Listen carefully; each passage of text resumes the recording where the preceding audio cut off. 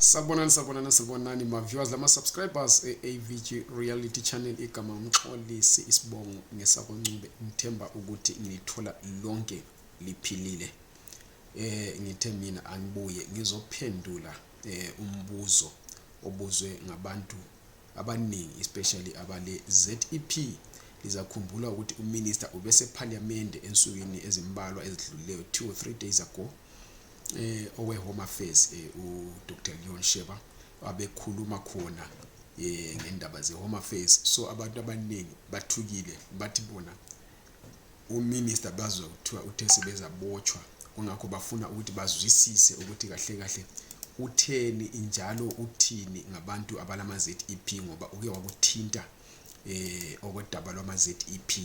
So bayabuza ukuthi benzeni, baqhubeke beapply kumbe kumele bame, ngoba bangana understand kahle ukuthi uminister utheni. Liyazi futhi ukuthi kungavele kukhuluye abantu bayasuka babe lendlela eziningi ezihlukeneyo zokuthi bachaze ukuthi bekuchiwoni.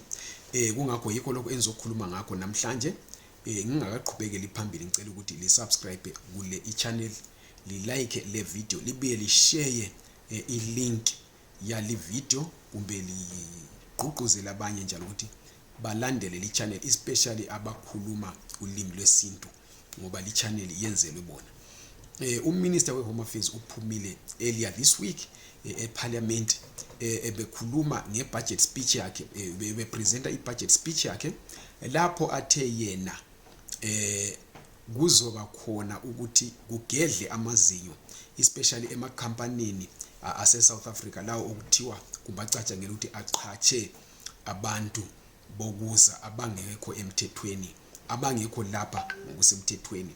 Kungakho uthe yena ibudget bayikhuphulile ukuthi sebeza ngezelela izinga lokuhamba bephenya ngabantu abaqhatshiweyo, abokuza abaqhatshiweyo bengelazo incwadi zokuthi babe se South Africa kunye lencwadi zokuthi basebenze kwele South Africa.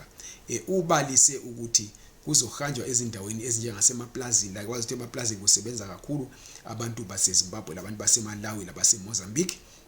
Kuzohanjwa ema-restaurant lapho okuthiwa kusebenza kakhulu abantu bokuza.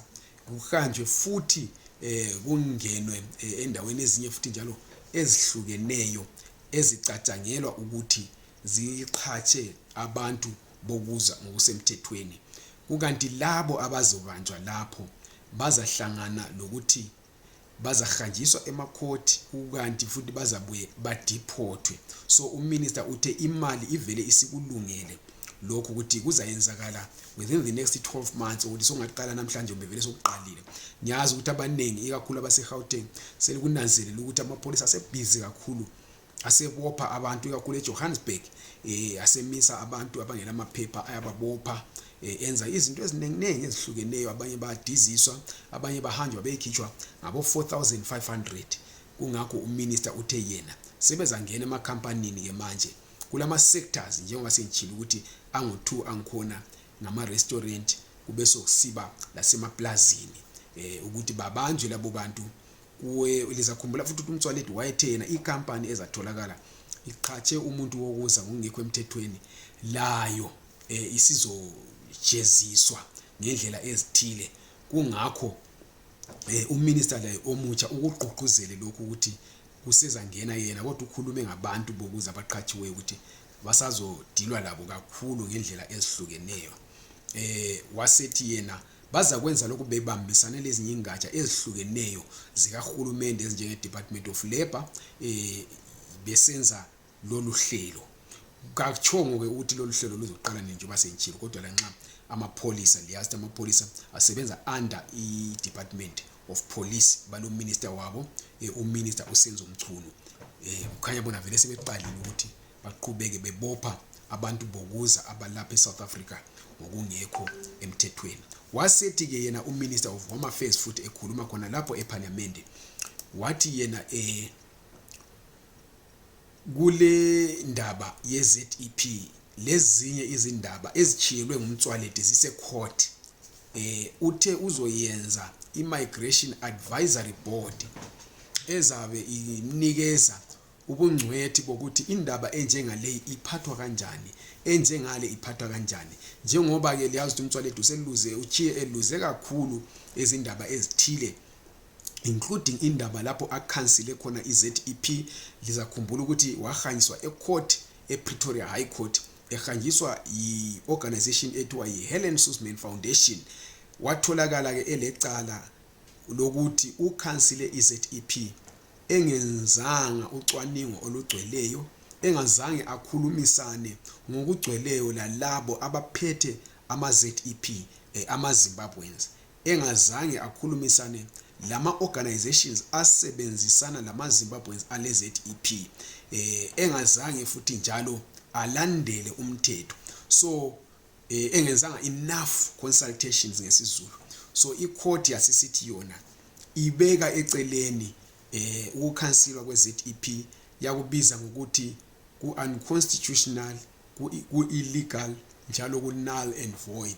Waqhubeka uMthwalethu wabuyela ecourtena leyo, wafika wa-aphila, waluza, wadlulela phambili waze wafika lase-constitutional court lapha afike khona waluza futhi njalo.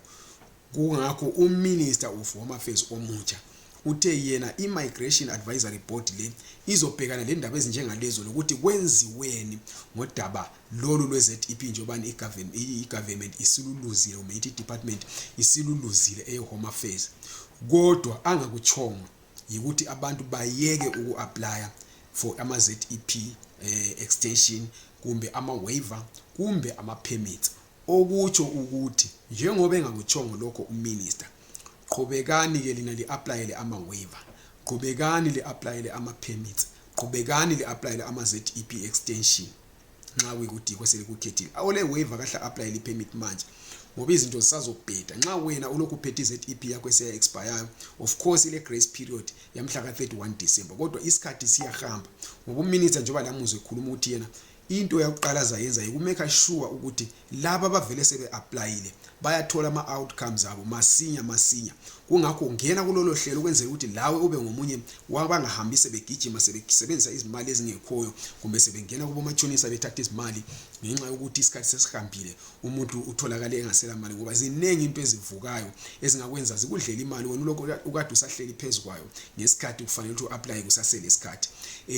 Uthe njalo uMinister 30% of ama-applications abalawo akavele akade sesedeskini nawo sebesebenze ngawo, sebeqedile ngawo. Ukuthi ukuthi abantu aba-applyele ama-waiver, ikakhulu laba abakhala ukuthi ba-applyele ama-waiver kudala abakatholi lutho, sebezoqala ukuthi bayathole. Kulabanye futhi njalo abaningi mina sembatholile sebayatholile ama-waivers, sebembhalile. Abanye bangikhona, abanye bengitshela ukuthi ba-check ngathola ukuthi no, sebetholile ama-outcomes. Abanye sebayatholile ama-waiver, sebe-applyele kumbe sebe-applyela ama-mainstream work visas already. So lingaphosisi amaseko bantu bakithi, qhubekani li-applye. Nxa ukade ungakaqali gijima u-apply, bese usiba labanye abamba betshela abantu into ezingekhoyo, ezingamanga bethi bona akula muntu osethole i-waiver. Kulomunye vele engihlangane la iminizolo esithi yena lokhe kwaqalwa lolu hlelo akakamtholi umuntu osetholile, njalo uzwa ukuthi akukho umuntu osetholile.